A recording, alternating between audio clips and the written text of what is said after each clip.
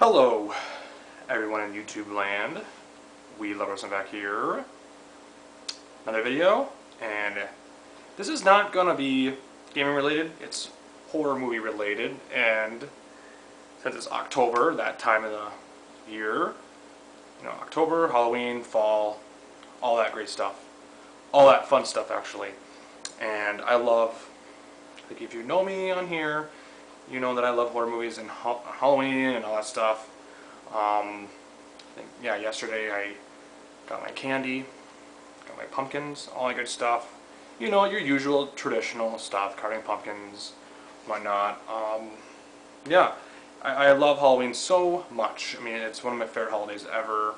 I don't take it that seriously, but it's really fun, and it's just a dorky, nerdy thing to get into, But yeah, this is, only about horror movies, and what horror movies are you going to be watching this month? But what are your favorite horror movies you've seen this year so far, or just recently? Anything that was even made last year? I guess you can count movies that were made maybe last year or this year.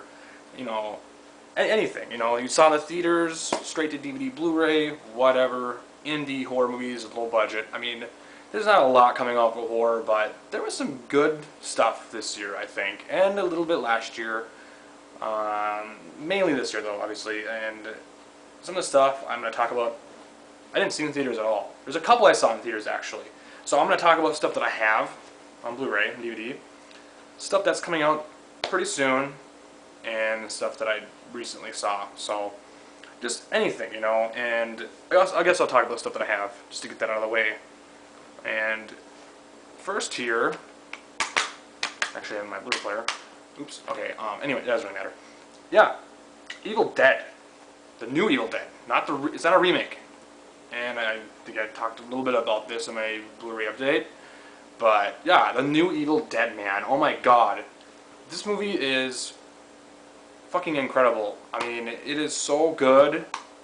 It's probably one of my favorite theatrical horror movies I've seen in 10 years, without a doubt.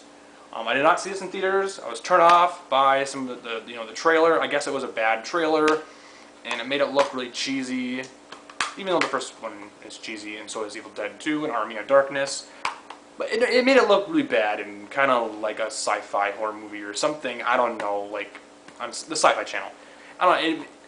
Maybe it was a bad trailer. I don't know. I don't know how much this movie made at the box office. I don't know how it did. But damn, is it fucking great. It is one of the most well-made horror movies I've seen in years. It is, I hate to use this word, but since it's horror, a very hardcore horror movie. I mean, it's down and dirty, it's gritty, it is great. It is one of the best reboots of a horror movie franchise I've ever seen. This is how you fucking do it right here. It is so good. You guys have to see it. If you love Evil Dead, you will love this movie. I don't know how you cannot. This is not directed by Sam Raimi. Can't pronounce the guy's name. I'm not going to do it. But anyways, yeah, I listened to the commentary on the Blu-ray. I mean, this guy and obviously Sam Raimi and Bruce Campbell and Rob Tapert, the producers. Obviously, we all know them. Bruce Campbell. And yeah, Rob Tapert was the producer of the first Evil Dead and the whole franchise, I think. So, yeah, I mean, but the director and the writers, man, they really knew what they were doing with this movie. And when I see a good horror movie that I actually like, I get excited and giddy, and it's just, oh my god. You should just see me at the end of this movie. I was just dancing around. I mean, I wasn't really dancing around, but I mean, I was sitting on my couch. I didn't even get up. I had to go to the bathroom really bad, and because the first time I watched this, it was on demand actually, and I couldn't even get up. I was just glued to the fucking screen. I'm done talking about this movie. Just go see it, all right? If you really love it, you see it on Netflix or on demand, or you rent it somewhere, you will probably buy it. It's worth it. It is amazing. Go see it. And like I said, though, it's not a remake. It has nothing to do with it. There's some nods to the first one and Evil Dead 2. Nothing with Army of Darkness, but the first Evil Dead and Evil Dead 2, I mean, there is some crazy stuff in this movie. The effects are great. It's really well shot. The acting is actually really good. I'm not going to spoil too much about the story. I can't really, I mean, yeah, I can't really do it. The characters are great. It's all well done. They're all likable, actually. None of them are like douchebags or, you know, typical stereotypes. I mean, they're all really relatable people. You're like, okay, cool. They have problems just like you and me. And it's just, and they're just all relatable, real people, you know. And it's not your usual horror movie where you see. It's not your modern day horror movie where you see people use cell phones and they're trapped somewhere and they can't get out and there's no signal. I mean, it's really fucking well done, and I want a second one. I really do. I want a second one because the ending was amazing, and who knows where they went with it. I mean, who knows where they can go with it? You know, I don't know. But wow. So that is Evil Dead. I loved it. So next one here, I love this one too. World War Z. I probably loved Evil Dead about all these three that I have here. Yeah, there's three here, so. But yeah, I loved World War Z. This movie was so intense. It actually surprised me, to be honest with you. I thought it was going to be absolutely terrible. When I saw the trailer, I thought it was going to be tons of CGI zombies. And there's probably some CGI in here, but it looked great. And it was so intense. This movie, the opening, it doesn't give you a chance at all to, like, you know, there's no mercy in this movie at all, just like with Evil Dead. But you know, it's rated PG-13. This is the unrated version, so it's kind of a hard PG-13 movie, if that makes any sense. Kind of borderline PG-13 and R. You know, it's a zombie movie. Some people are complaining about it. You know, I never read the book, so I don't know if this is accurate. But I love the movie. I'm just talking about the movie here, folks. If you read the book and you love the book but you hate the movie, that's totally fine with me. But I love the movie, and Brad Pitt. He's great in it. He's believable. He's likable. And the beginning, though, like I said, the beginning is really short. They get you to know the family right away, and bam, it hits the ground running. No stop. You know, there's no light moments at all in this movie. It's really dark. It's obviously apocalypse. It's the first epic zombie movie I've ever seen on this scale. I mean, really, I don't know. Can you think of anything? Maybe some other. I don't know, but this is, you know, obviously a big budget Hollywood movie. It's Paramount, and this movie took a while to get going, the scripts and all that stuff. It took a long time to get this movie made, I think. You know, if I'm seeing some of the, you know, the features on the Blu-ray. Yeah, some of this, I think I mentioned this before, and if you're on my friends list on my Facebook or Twitter, but I mentioned this and I said that this movie reminds me of Zombie U. It really does remind me of Zombie U. Some of the parts, I'm not going to spoil the movie for you though, but I think you guys know what this movie's about. Apocalypse, and man oh man, it's just so intense. And the ending is really good too. I didn't see that coming at all. Just that, how they, I wouldn't necessarily call it a cure, but I don't know if it's temporary or permanent. I don't know if they're going to make a sequel to it, but whatever. Obviously there's not another book, so like I said though, I never read the book, so I don't know. I don't read that much, but I'm just kind of judging. I'm just talking about the movie here. Movies can't, you know, people always say the book's better than the movie, but guess what? You know, I'm just, you can't be slavish to your source material. Like if you're making a video game movie, or a movie based on a book, or based on anything else, you know, you can't be slavish to it all the time. You know, keep in mind this movie's 122 minutes, so hour and whatever, I don't know. You can't do everything, but it's a great movie. It's kind of underrated. There's a lot of haters of this movie, and I don't know why you would hate it. It's really fun, and they did a great job. I mean, the closest thing I can compare this movie to is probably the Dawn of the Dead. I said this before on my DVD Blu-ray update. It's close to probably Zack Snyder's Dawn of the Dead remake, or reboot, whatever you want to call it. So, but that was kind of low budget. This is it, you know. It's great. I want to see more of those types of zombie movies. Next up here is Lords of Salem. I'm not going to talk about this movie too much. I've seen it once, and I don't hate it, or I don't hate it or like it. I gotta see it again. I really do. I want to see it again, and I don't regret buying it. I don't. It's a Rob Zombie movie. I don't regret anything I buy. I just go, okay, whatever. I just wanted to give it a chance. It wasn't that much. It was like almost $20. So, but I gotta watch it again. I gotta listen to the commentary. I'm like that sometimes, but it's very awkward. It's hard to explain. I think my favorite parts are just the scenes with the characters, like in the DJ station, the radio station. You know, I don't know if you've seen this movie, if you know what I'm talking about, but there's some good characters in this movie, and some great atmosphere. It's really well made. It's well shot, just like every other Rob Zombie movie is. I mean, if you hate Rob Zombie, his movies, you have to admit they're really well shot. I mean, just beautiful. He knows where to place the camera, and he has some crazy ideas. House of the Thousand Corpses was pretty much a straightforward movie. You know, it was pretty much his version of Texas Chainsaw Massacre, if you think about it.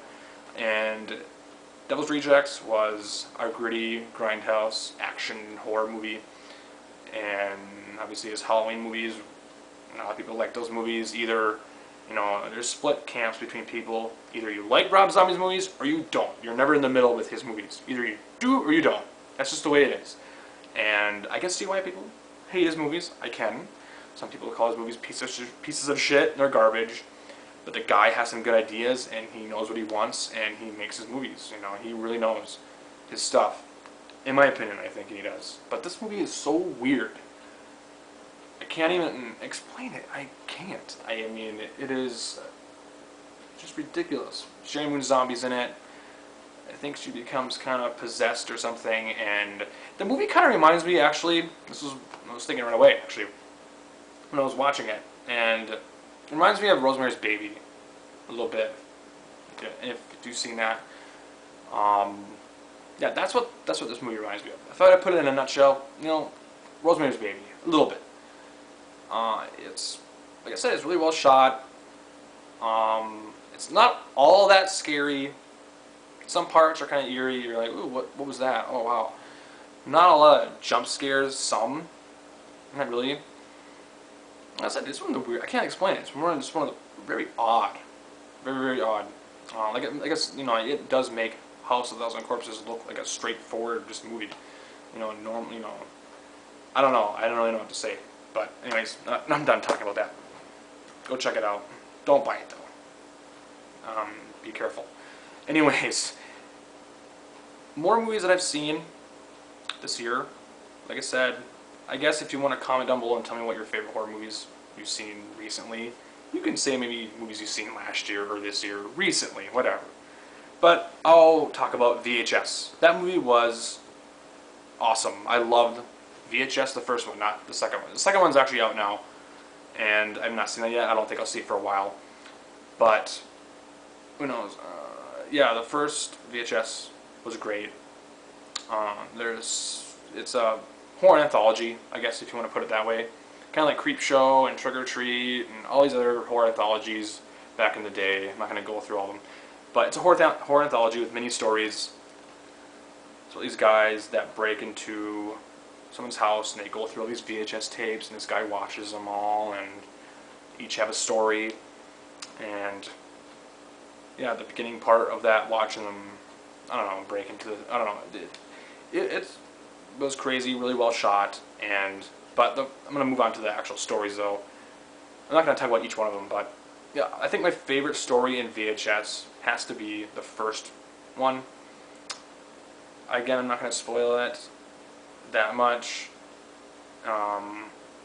Let's just say that it's nothing you've never seen before. Like the first story in VHS, the first tape, it's really nothing you've even seen before. I guess you can call it demon type thing. I'm trying, I don't know, maybe I did spoil it, I don't know. I guess you can call it that, a possession, not really possession, I don't know what to call it actually.